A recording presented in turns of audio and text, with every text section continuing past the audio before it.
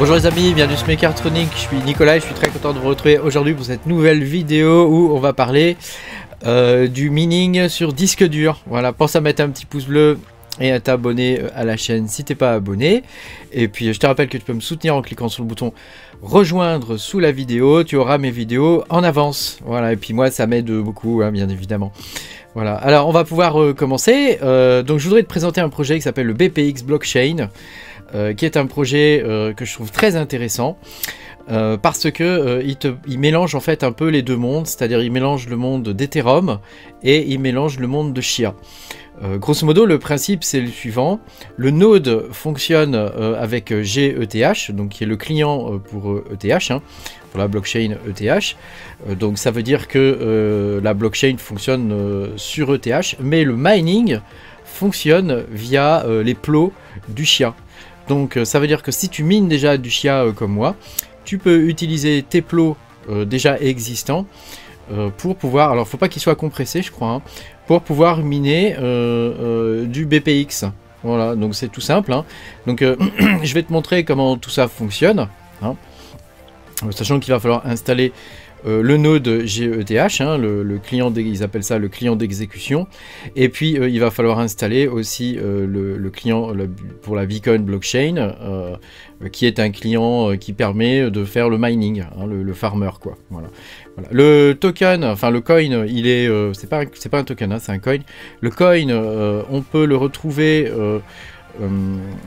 sur MetaMask aussi, hein, puisque le node possède une adresse RPC, hein, donc on peut le linker sur MetaMask, et actuellement on le trouve sur l'exchange Infinex. Voilà, donc le cours est plutôt sympathique, hein, donc il vient d'être lancé, hein, le coin, hein. Il vient d'être lancé, donc voilà, c'est plutôt, moi je trouve ça plutôt sympa, ça fait un revenu complémentaire au Chia, et voilà, moi je dis pourquoi pas, hein, on sait jamais, hein, de toute façon ça coûte rien de plus de le faire. Hein, si on mine déjà du Chia, ça coûte rien de plus de miner ce coin. Hein.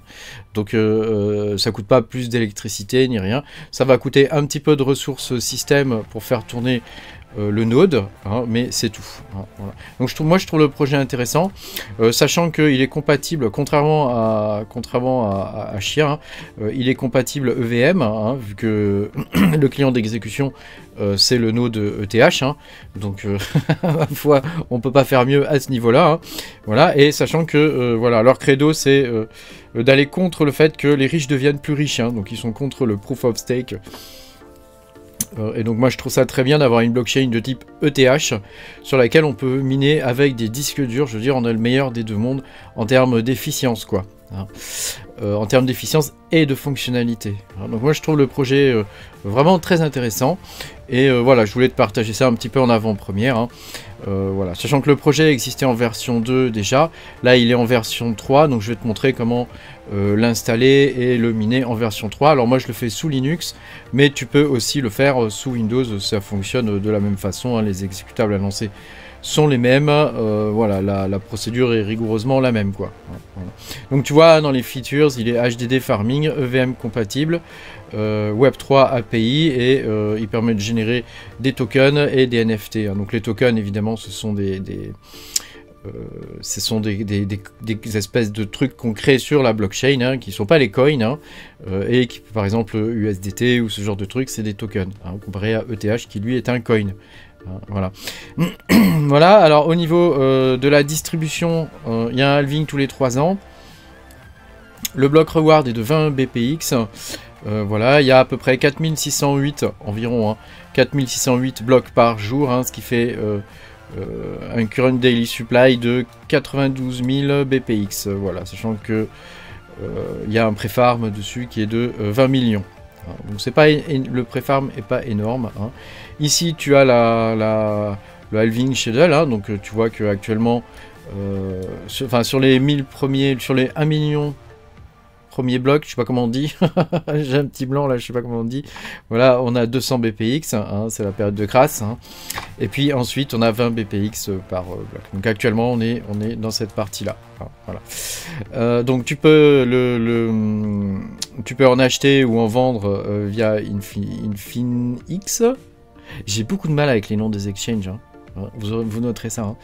Voilà, ici tu as toutes les informations pour paramétrer ton MetaMask. Voilà, et puis ici tu as les derniers exécutables, donc tu peux les télécharger ici. Moi je vais te donner plutôt les liens du GitHub parce que tu sais les sites sont pas toujours à jour, donc voilà. Donc, la première chose à faire, hein, c'est de te connecter sur ton serveur, hein, et il va falloir installer deux trucs, hein, donc je vais te faire voir ça. Donc là tu vois je suis sur Xdag, alors attends on va revenir au début, hein. Voilà, et je suis qui moi? Où am I? Voilà, je suis Nicolas. Voilà, donc tu vas te créer un répertoire BPX, donc tu fais mkdir, donc si tu es sur Windows, tu fais un clic droit, nouveau répertoire, hein. Mkdir BPX, donc moi je l'ai déjà créé, hein. Donc je vais aller dedans, tu fais cd BPX, voilà. Ici, alors donc il y a deux trucs à télécharger, hein. Il y a la couche d'exécution et puis il y a le wallet farmer, quoi. Donc la couche d'exécution, tu vas la trouver... alors attends, ça c'est l'Explorer, hein, tu vois. Hein, voilà. Difficulté 13 en ce moment. Hein. Mais enfin, tu noteras qu'il y a déjà quand même 105 pétabytes, hein, dessus. Hein. Donc la couche d'exécution, elle est ici. Hein, tu vois, si tu vas dans le GitHub, tu as deux trucs, hein, la couche d'exécution et le beacon client. Donc le beacon client, c'est pour farmer, hein, c'est pour miner. Et la couche d'exécution, c'est pour avoir le node ETH. Hein. Donc on va commencer par installer ça. Hein. Donc si tu le fais sous Linux, tu dois tout lancer sous le même utilisateur.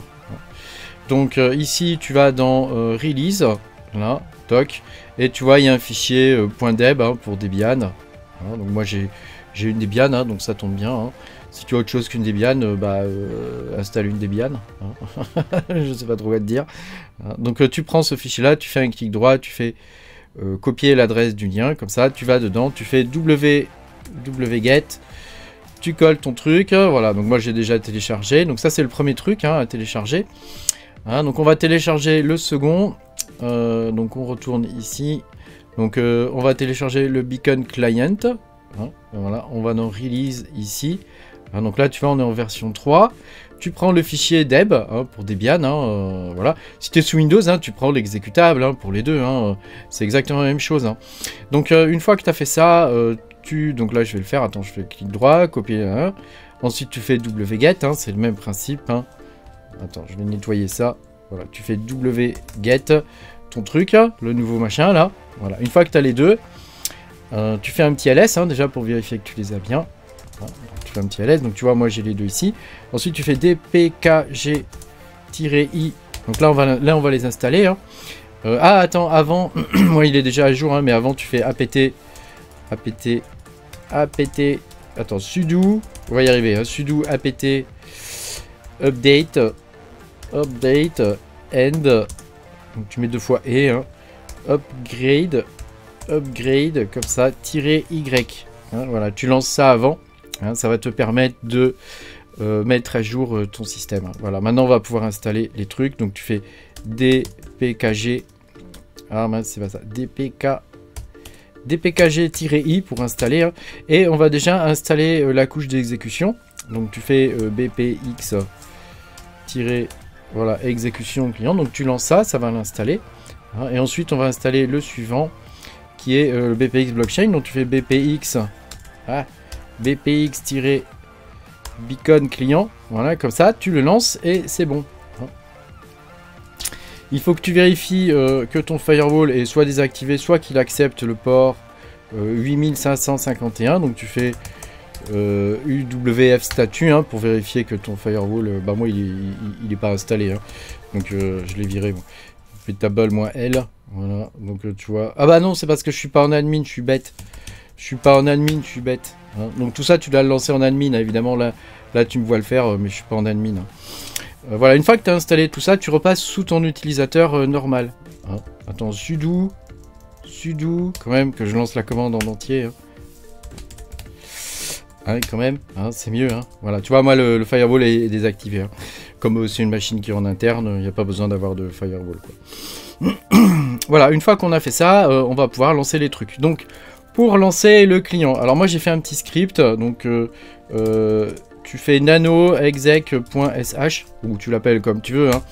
Voilà, et donc le script c'est, donc tu dois lancer bpx-geth, ensuite sync mode full, -http, voilà, tu mets tout ça, oublie pas le port 8551, Je te mettrai, enfin c'est dans la doc, hein, là, hein, c'est pas très compliqué, hein, tu vas dans exécution client ici, tu descends, il y a la ligne pour Linux, voilà, to run, voilà, elle est là, donc tu copies-colles ça, hein, tu le mets dans ton fichier nano, hein, et puis c'est tout. Hein. Donc ça tu fais, voilà, et ensuite pour le lancer, donc tu te mets bien sous ton utilisateur, hein, tu fais screen, et puis tu lances exec.sh. Voilà. Donc moi il est déjà lancé.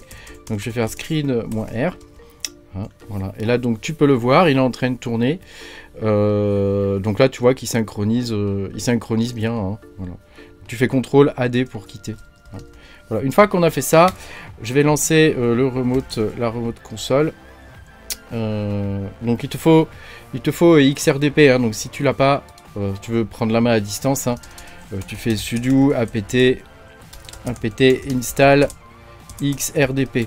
Alors, ça va te permettre d'installer le client RDP. Donc ça permet de prendre le contrôle à distance de la machine, mais de façon graphique. Hein, donc c'est vrai qu'il te faut le client graphique. Hein. Donc moi j'utilise Cinnamon, hein, ça marche très bien. Mais tu peux utiliser Gnome, enfin ce que tu veux quoi. Voilà, et une fois que tu as ça, donc on va le connecter. Donc on va se connecter sur le truc. Donc je vais faire remote. Donc sous Windows, évidemment, tu n'as pas tous ces trucs-là, hein, c'est beaucoup plus facile.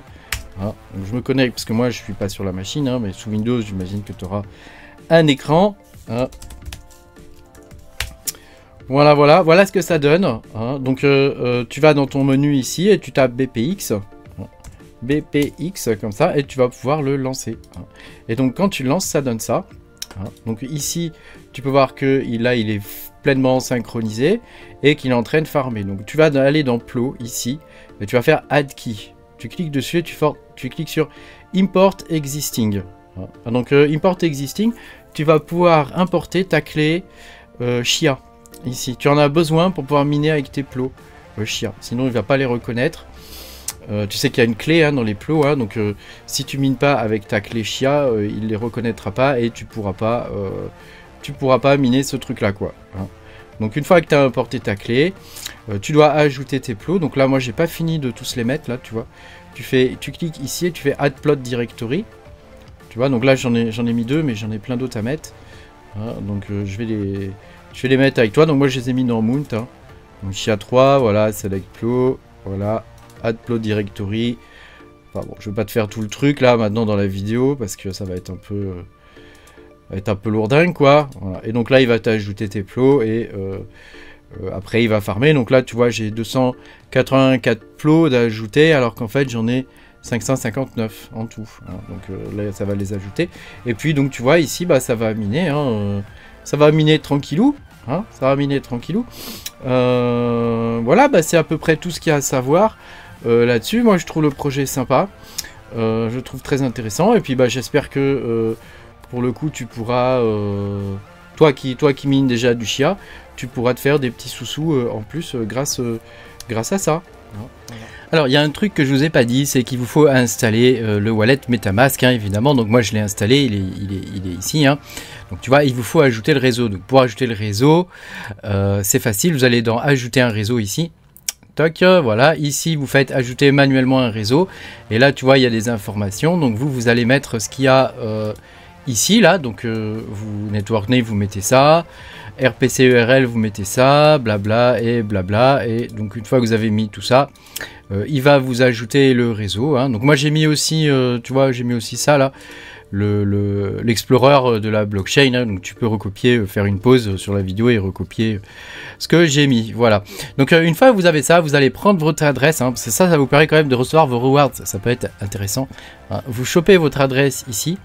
Hein, donc vérifiez bien que vous êtes sur BPX hein, et vous allez dans votre client, vous allez dans l'onglet Farming ici, vous cliquez sur les 3 petits points et vous faites Manage Farming Reward ici. Et là vous copiez-collez votre adresse hein, et ensuite vous faites Save comme ça. Et donc comme ça vous allez pouvoir recevoir vos rewards directement sur MetaMask. Hein, puisque ça ce n'est pas un wallet, hein, c'est uniquement pour pouvoir voilà, farmer les coins. Hein. Voilà. Donc ici, n'oubliez pas d'ajouter votre clé chien, hein, voilà. Et ma foi, c'est tout. Hein, c'est tout, mais c'est important le dernier truc, hein, sinon vous ne serez pas payé. Ça serait dommage, hein, ça serait dommage. Voilà, pensez à mettre un petit pouce bleu si vous l'avez pas fait, pensez à vous abonner à la chaîne si vous l'avez pas fait, hein, si vous n'êtes pas abonné, et puis voilà, moi je vous dis à bientôt pour de nouvelles aventures. Salut.